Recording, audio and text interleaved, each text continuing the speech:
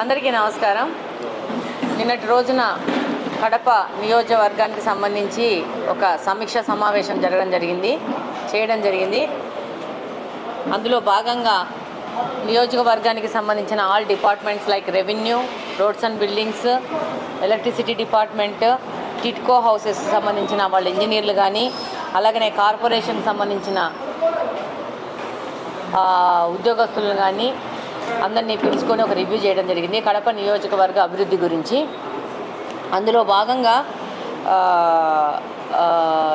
పెద్దలు శ్రీనివాసరెడ్డి గారి ఆధ్వర్యంలో ఆయన అనుభవాన్ని వాడుకుంటూ ముందుకెళ్ళడం జరిగింది. అలాగనే కమిషనర్ కూడా ఈ యొక్క రివ్యూ మీటింగ్లో భాగమై ఈ యొక్క నియోజకవర్గం సంబంధించిన పెండింగ్ వర్క్లు ఏంటి, నియోజకవర్గాన్ని ముందుకు తీసుకుపోవాలా, ఇందులో ఉన్న ప్రాబ్లమ్స్ సాల్వ్ చేసిన దాని మీద పూర్తిగా డిస్కస్ చేయడం జరిగింది. అందులో భాగంగా రోడ్స్ అండ్ బిల్డింగ్స్ సంబంధించి మనకు చంద్రబాబు నాయుడు గారు చెప్పారు, మొత్తం గుంతలు పూడ్చాలని చెప్పేసి దాని సంబంధంగా వాటి వర్క్ ప్రోగ్రెస్ గురించి సమీక్ష చేయడం జరిగింది.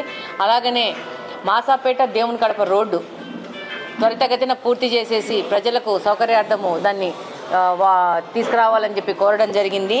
ఆ వర్క్ కూడా ముందుకు తీసుకుపోయేసి దాన్ని త్వరితగతిన ఫినిష్ చేయమని చెప్పేసి అడగడం జరిగింది.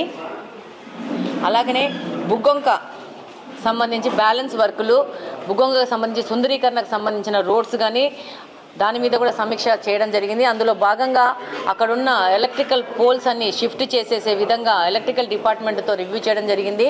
అలాగనే దాదాపు 8 కోట్ల నిధులతో బుగ్గొంక సుందరీకరణకు సంబంధించిన వర్కులను తొందరలో మొదలు పెట్టడం జరుగుతుంది. దానికి సంబంధించిన కార్యక్రమం గురించి, ప్రొసీజర్ గురించి మాట్లాడడం జరిగింది.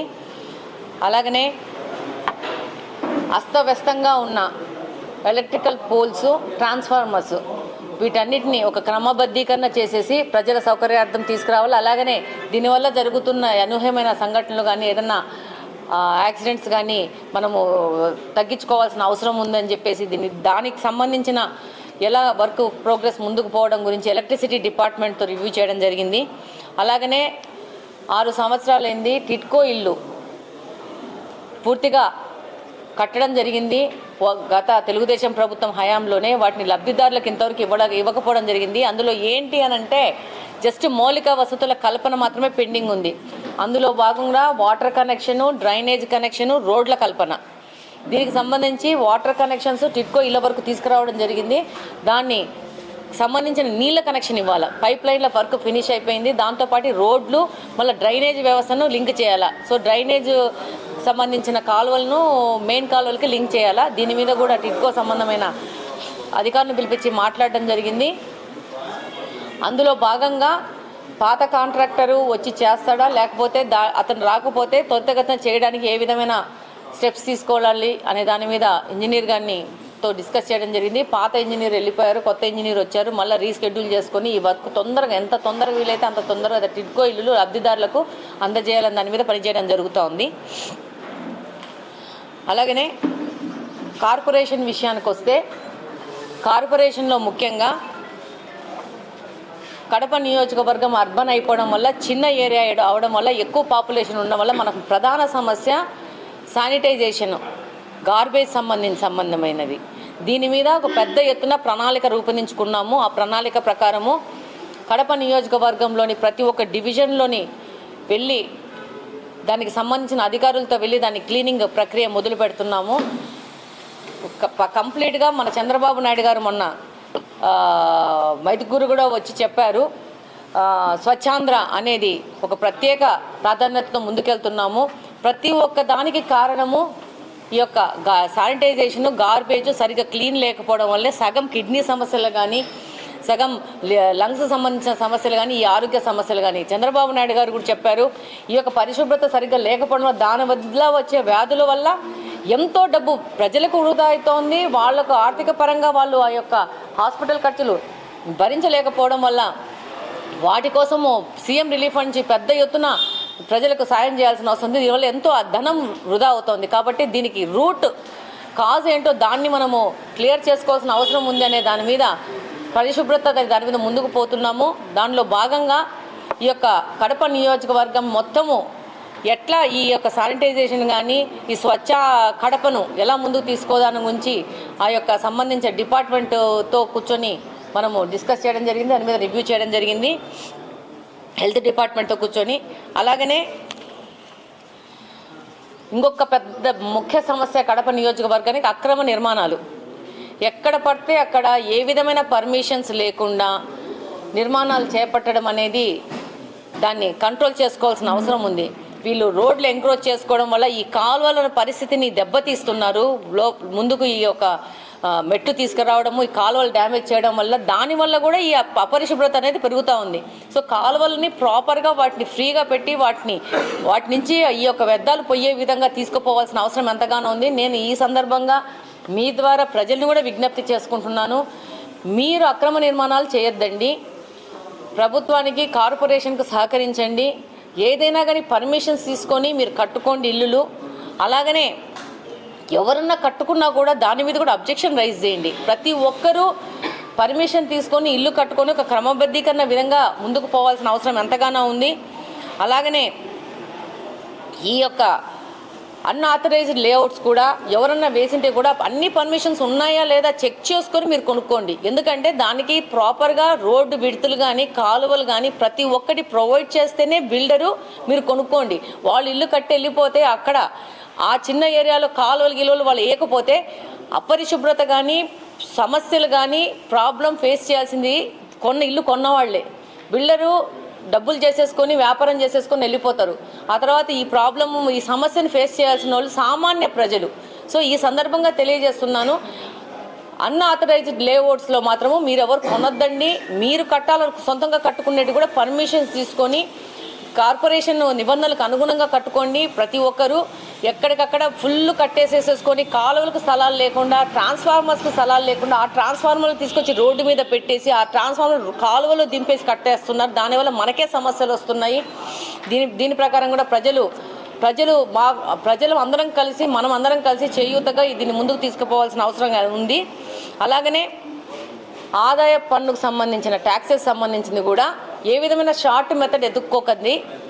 ప్రతి ఒక్కరూ పన్నులు క్రమంగా కట్టాల్సిన అవసరం ఉంది. అలాగనే కార్పొరేషన్ సంబంధించిన సిబ్బందితో కూడా అధికారులతో కూడా మాట్లాడడం జరిగింది. కొంతమంది అధికారులు ఇక్కడున్న పాత ప్రభుత్వం సంబంధించిన నాయకులతో కమ్ముక్కయ్యి ఈ యొక్క కొంతమందికి ట్యాక్స్ బెనిఫిట్స్ ఇస్తూ వాళ్ళకి ట్యాక్స్ వేయకుండా వాళ్ళ బిల్డింగులకి ముందుకెళ్తున్నారు. అలాంటివి కూడా దాదాపు ప్రజల దగ్గర నుంచి కొన్ని వందల సంఖ్యలో వాళ్ళ దగ్గర నుంచి ఒక వినతి పత్రాలు వచ్చినాయి. వాటిని కూడా కొన్ని మచ్చుకు వాళ్ళని అడిగినాము, ఎందుకు ఈ బిల్డింగ్ ట్యాక్స్ వేయట్లేదు, ఎందుకు ఈ బిల్డింగ్ ట్యాక్స్ వేయకుండా మీరు ముందుకు పోతున్నారని చెప్పేసి అధికారులకు కూడా చెప్పడం జరిగింది. ఈ విధంగా ఏదైనా రాజకీయ పార్టీనో రాజకీయ నాయకులనో మీరు కొమ్ము కాసి ఇబ్బంది పడేది అధికారులే. తప్పకుండా చర్యలు చాలా కఠినంగా ఉంటాయి. అది నిన్న చెప్పడం జరిగింది గట్టిగా. మీరు ఏదో మీకు ఇన్ని రోజులు ఈ కార్పొరేషన్లో ఒక్కొక్క అధికారి 20 సంవత్సరాలు 30 సంవత్సరాలు పాతుకుపోయేసి ఒక వర్గాన్ని కాపాడుకుంటూ పదవిలో పవర్లో ఉన్న వాళ్ళని కాపాడుకుంటూ కార్పొరేషన్కి నష్టం చేస్తున్నారు, కడప నియోజకవర్గానికి నష్టం చేస్తున్నారు, కడపలోని ప్రజలకు నష్టం చేస్తూ ఉన్నారు. సామాన్య ప్రజల దగ్గరికి వెళ్ళేసరికి వాళ్ళని మీద దాడి చేసి మరీ ట్యాక్స్ వసూలు చేస్తున్నారు. పెద్ద వాళ్ళు నాయకులు, పెద్ద సపోర్ట్ ఉన్న వాళ్ళు, పవర్ సపోర్ట్ ఉన్న వాళ్ళకి మాత్రము చక్కగా వేవ్ చేసేసి వాళ్ళకి ట్యాక్స్లు అనేది ఏమి వేయకుండా మాఫీ చేసుకుంటా అసలు ఆ బిల్డింగ్కి ట్యాక్స్లే వేయకుండా పరిస్థితులు కూడా ఈరోజు కడపలో ఉన్నాయి. అసలు అలాంటి వాటిలన్నింటినీ ఇప్పుడు కంప్లీట్గా 1 మంత్ టైం ఇచ్చినాము. ఏ బిల్డింగ్లకి ఇంకా ట్యాక్స్లు వేయలేదు, ఏ బిల్డింగులని వీళ్ళను మాఫీ చేసేసి పక్కకు దొబ్బినందుకు అధికారుల మీద కూడా చర్యలు ఉంటాయని ఈ సందర్భంగా తెలియజేయడం జరిగింది. ప్రజలు ఎంతో నమ్మకంగా తెలుగుదేశం పార్టీకి, కూటమి ప్రభుత్వానికి ఓటేశారు. వాళ్ళ నమ్మకాన్ని ప్రకారము నిలబెట్టుకుంటూ పని చేయడం జరుగుతుంది. అందులో భాగంగా ప్రతి ఒక్క 1.5-2 నెలలకు ఈ రివ్యూ మీటింగ్స్ చేస్తున్నాము కార్పొరేషన్ సిబ్బందితో కానీ మిగతా అధికారులతోని. తదనుగుణంగా నెక్స్ట్ 1 మంత్కు మాకు చేయాల్సిన వర్క్ ఏంటి అనే దాని మీద ఒక రోడ్ మ్యాప్ చేసుకోవడం జరిగింది. ఆ విధంగా ముందుకెళ్తున్నాం. మళ్ళీ 2 నెలలకి మళ్ళీ రివ్యూ మీటింగ్ జరుగుతాము. ఈ మీటింగ్లో జరిగిన విషయాలు ఎంతవరకు మనం సక్సెస్ అయినాము, ఎంతవరకు మనం రీచ్ అయ్యాం దాని మీద రివ్యూ జరుగుతుంది. నెక్స్ట్ ఫర్దర్ వచ్చే సమస్యలను కూడా అప్పుడు సమీక్షించి చర్చించి డెఫినెట్గా దాని మీద సొల్యూషన్ తీసుకుంటూ ఒక మంచి కడప, స్వచ్ఛమైన కడప, ఒక ప్రోగ్రెసివ్ కడపను తీసుకుపోయే విధంగా ఒక కడప యొక్క ఫేస్ వాల్యూ మార్చే విధంగా పనిచేయడానికి తెలుగుదేశం పార్టీలోని ప్రతి ఒక్క కుటుంబ సభ్యుడు సంసిద్ధంగా ఉన్నాడు. దాంతోపాటు అధికారులు అందరినీ కూడా సంసిద్ధం చేసి కడపను మార్చే ప్రక్రియలో ముందుకెళ్తామని తెలియజేస్తున్నాను. Thank you very much. నమస్కారం.